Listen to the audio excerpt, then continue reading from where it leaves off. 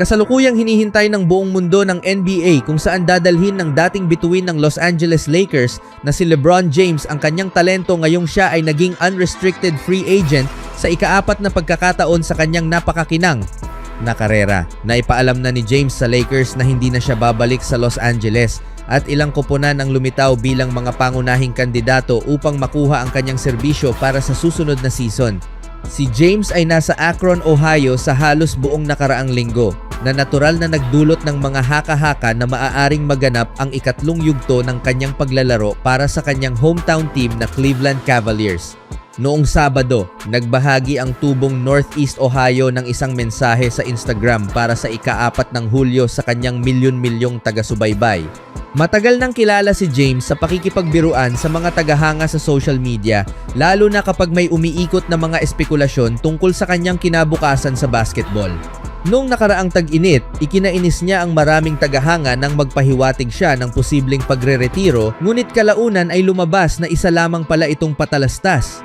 Bukod sa Cavaliers, ang Miami Heat, Minnesota Timberwolves, Golden State Warriors, at iba pang koponan ay nabanggit bilang mga posibleng destinasyon ng magiging miyembro ng Naismith Memorial Basketball Hall of Fame sa hinaharap.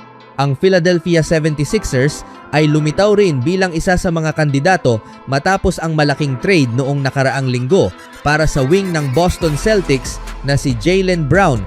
Bagamat hindi na si James ang uri ng manlalarong nasa antas ng MVP, malinaw na ipinapakita nito kung gaano kalaki ang kanyang impluensya at kasikatan sa liga na tila nakahinto ang buong NBA habang hinihintay kung saan siya susunod na maglalaro, maging ito man ay muling pagsasama sa isa sa kanyang dating mga koponan o pagsisimula ng panibagong kabanata sa ibang lugar.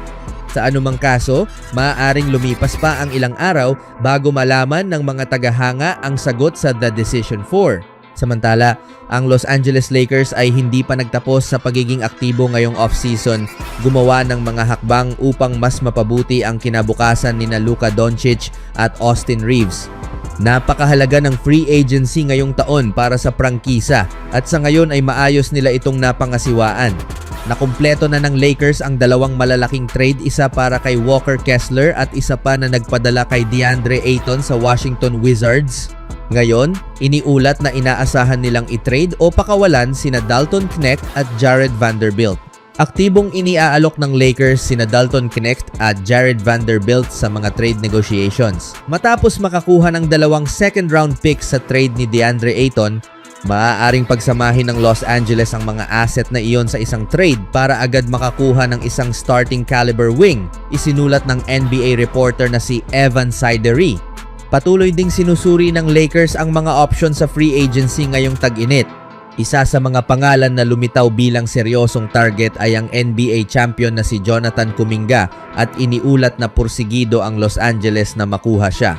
Sa posisyon ng wings, patuloy na pinag-aaralan ng Lakers ang posibilidad na maidagdag si Jonathan Kuminga sa kanilang roster.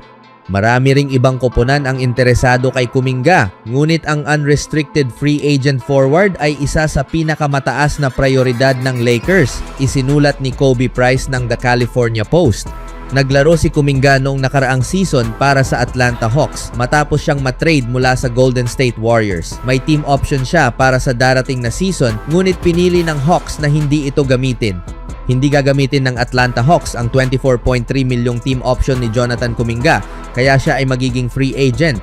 Si Kuminga, na magdiriwang ng kanyang ika-24 na kaarawan bago magsimula ang susunod na season, ay naglaro sa isang regular season games para sa Hawks matapos sumali sa koponan sa pamamagitan ng trade noong Pebrero.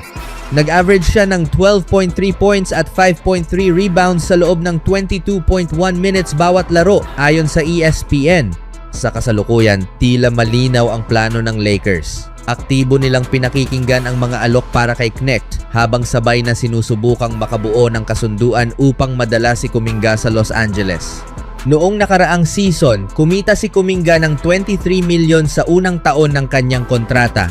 Malinaw na inuuna ng Lakers ang pagpapalakas ng kanilang wing depth ngayong off-season at bahagi rin ng estratehiyang iyon ang pagkuha nila kay Cameron Carr sa draft. Sa puntong ito, tila lalo nang nagiging hindi tiyak ang kinabukasan ni Knecht sa Los Angeles. Speaking of Lakers, Ayon sa ulat ng ESPN, pipirmahan ng Los Angeles Lakers si AK Okereke sa ilalim ng isang two-way NBA contract. Hindi napili si Okereke sa 2026 NBA Draft. Pumirma si AK Okereke sa Lakers sa pamamagitan ng two-way deal. Si AK Okereke ay isang 6'7", 244-pound na physical forward mula sa Vanderbilt University. Kilala siya sa kanyang matibay na pangangatawan at kakayahang maglaro sa iba't ibang papel sa loob ng court, kaya nagbibigay siya sa Lakers ng mas maraming opsyon sa posisyon ng forward. Malaki ang naging ambag ni Okereke sa matagumpay na kampanya ng Vanderbilt noong nakaraang season na nagtulak sa koponan na makapasok sa NCAA tournament. Sa buong 2025-26 season, nagtala siya ng average na 9.6 points, 3.6 rebounds at 2 assists kada laro habang tumitira ng 48.1% mula sa field. Matapos tumira ng 32.7% lamang mula sa 3-point line sa kanyang unang 3 taon sa Cornell University, malaking pag-unlad ang ipinakita ni Okereke nang umabot siya sa 40% 3-point shooting habang naglalaro para sa Vanderbilt Commodores. Kasama ang number 44 overall pick na si Cameron Carr, inaasahang magpapakita si Okereke ng kanyang kakayahan at magbibigay sa mga tagahanga ng Lakers ng dahilan upang tutukan ang Summer League sa susunod na buwan. Sa ibang balita, iniulat na nagkaroon ng pagkakataon ang Houston Rockets na maging bahagi ng isa sa pinakamalalaking trade scenario ngayong off-season, ngunit sa huli ay tinanggihan nila ang iminungkahing balangkas ng kasunduan.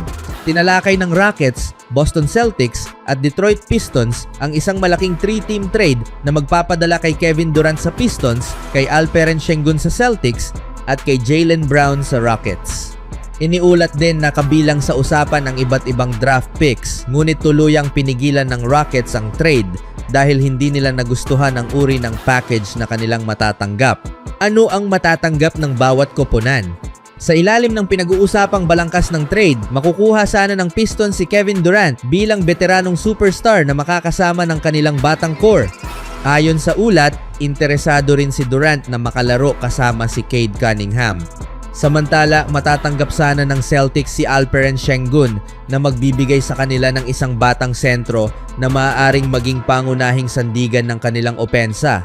Ang 23 anyos na si Sengun ay nagtala ng average na 20.4 points, 8.9 rebounds at 6.2 assists para sa Houston noong 2025-26 regular season habang tumitira ng 51.9% mula sa field.